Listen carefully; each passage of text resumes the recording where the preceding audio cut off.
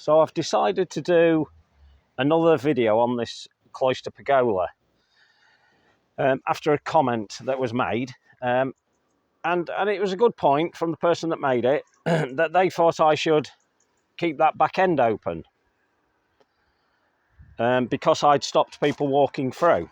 But for anyone that's been watching the videos would know exactly why I'm doing that. So what I've decided is to come out and give you a bit more of an explanation on it and explain exactly why I've done this. Now, firstly, you need to remember that I've been here for just over 2 years now. So the garden's been in production about 2 years. So we basically had grass everywhere. So none of these structures even existed at that point. And as a sort of a creative gardener, I set about, kind of structuring the garden. Now, as with all things, these things take time. And as we move along, doing our own gardens, we get, shall we say, we get new ideas and fresh ideas as we go along.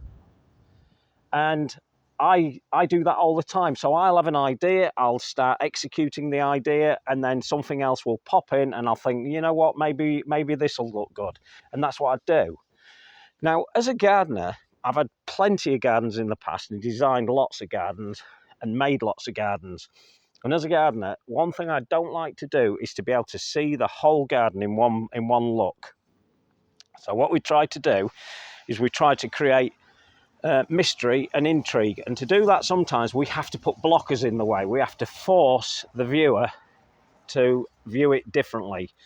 And by this, I mean it can simply be done by a tree, a large shrub, can be put into the sort of run of the garden so that you can't see the whole run in one go. You have to go around that garden to see it.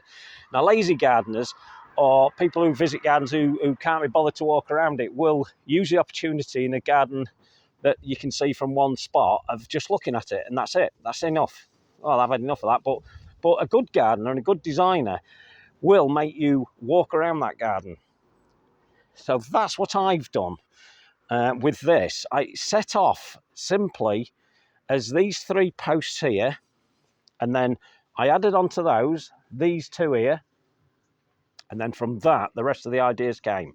So the idea originally was for those to create the block so that you would your view would be blocked from the rest of the garden. But me being me, that wasn't enough. So what I did was I put up more than I'd originally intended. So it was this section here. I put this section up. So as you can see, it morphed and it grew. And it grew into this. Now, I don't want to be able to walk straight down the garden because I've got about 1/4 of an acre here and I've got a lot of garden. I don't always show it on here. There's lots more than I can show in this particular view of the garden. But what I wanted to do here was, because this is in the sort of, that's the east side of the house, and that window there is going to be a bay window. So it's, well, it is a bay window, sorry, and it's going to have a door put into it in the future. So we will walk out of that area, and that will give us a fresh look on this garden itself. So with that in mind, I set about doing this, making it a feature all on its own, and that's what I intended to do. Now, I always intended to stop you going down here because, as I said, it's quite a large garden and I want to create different areas. I don't like to use the term rooms, but basically I wanted to section this garden into different areas, and that was for interest and intrigue, and to make it look better than it is. So the simple trick here was to block that off, to block that end off, and that's what I've done. I blocked that end off, and eventually that end will have the roses already growing up, and it's not so obvious at the moment because, remember, I've only been here 2 years, so it's hard to show this in one go. What I really need is 5 more years before I even show you it, but because I want to show you the progress and the journey I take, I thought it'd be nice to show you all how I go about it. So we're at a point at the minute where people who are new to gardening don't quite understand why I would do this. And as I've said, I've done this a long time, 30 years or so, and I've had some really interesting gardens in the past where you you can literally see 10 foot down the garden, and the garden might be 200 foot long. So you've got to block the view to make it more interesting. So we've got a rose, which is what I was coming down here for, to show you. We've got this climbing rose, one of three, and this is on this end here. And I'm going to put another one further down here, a bit more of a aggressive grow, which is called Rosa Moisei, which will go on this section as well. And that'll take over a little bit quicker. And there's a rose growing up this pillar here, and then there's another rose growing in. As you can see, it's about to flower again. It's a repeat flower of this one. It's a beauty, and it's going to take over here. So eventually, this whole structure will be clothed, creating a different area altogether. It'll be creating a seating area. Now, at the moment, there's no seats in here because I'm looking for the correct garden bench that'll go into there. I want quite a long garden bench to sit in there. And then what you'll do is you'll come in here and you'll have this feeling of seclusion. And you'll almost feel that this bit's wrapping around you, and it will be. So I can't really show you sitting down on a seat, but basically this is the views we're going to get from when we sat down. So that's the reason I blocked it off, because I don't want you to be able to go straight through that garden, because gardeners are people are very lazy, and they will always take, if there's point A to B, straight across the lawn, they'll always take it. It's called in gardening design the point of desire. And that's what people want to do. They want to get from A to B as quickly as possible. Well, I'm sorry, I'm not into all that. I want to distract them, and I want them to move around, and I want them to view it differently. So, although that may appear that that's right in the middle of the garden, it is. On this section, it's right in the middle, exactly where I wanted it. And I wanted it to force you round to the other side. So we have paths that do this job. And as the garden matures, it all will become apparent. So remember, at the moment, this just isn't happening because the garden isn't mature enough. There's a few mature shrubs and trees, but everything else in this garden, including this tree here, I've put in. So all the structures, everything you see in this garden, I've put in the last 2 years.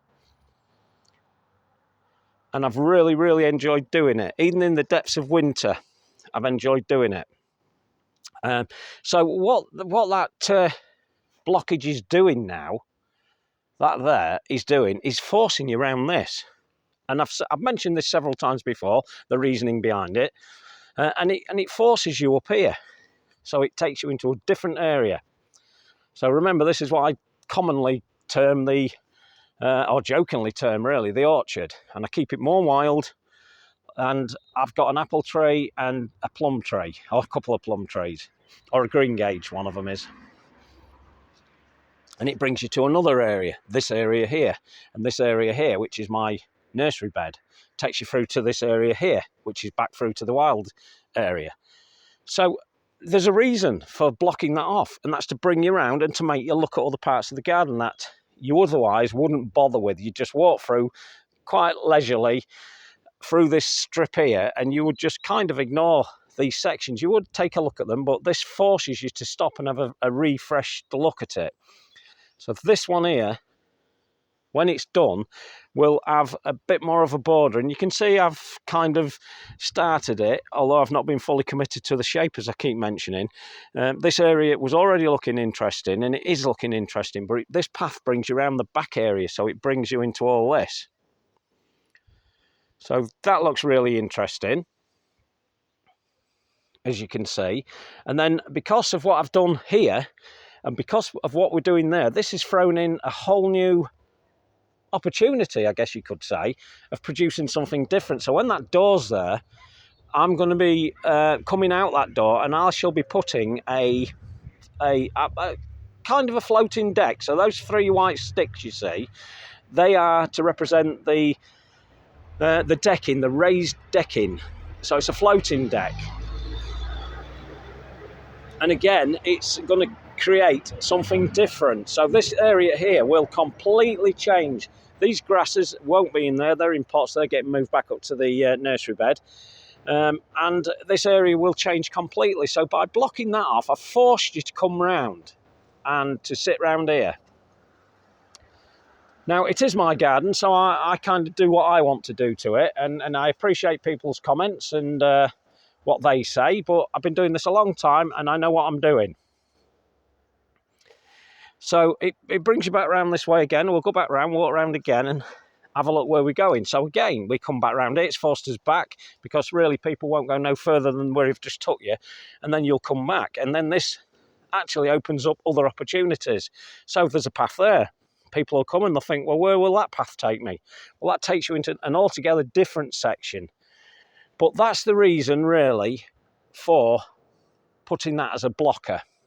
And now what I need is a little bit of time, a little bit of patience for all this stuff to grow up. And it will do. And then it will create something altogether different. It's not 100% finished yet because, as I said before, I'm probably going to put a couple of slabs there at that entrance just to make it look nicer. So it looks more obvious that it's an entrance to that. But over time, that'll be obvious anyway because the back section you won't be able to see through. It'll be full of climbers. And you'll see a seat. The seat will invite you in, make you want to go and sit. In fact, let's just demonstrate partly how that's going to work. Okay, so there you go.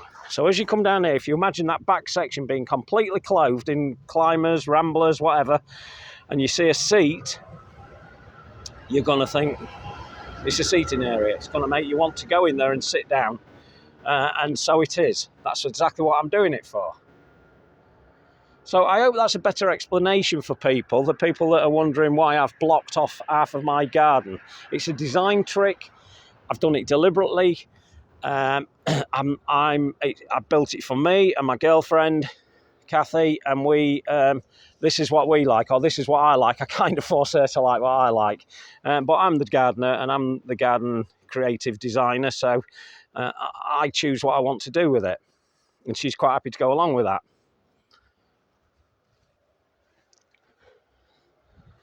So if you've got your own garden and you want to create something like this, maybe it's not for you to put it into the middle of the garden.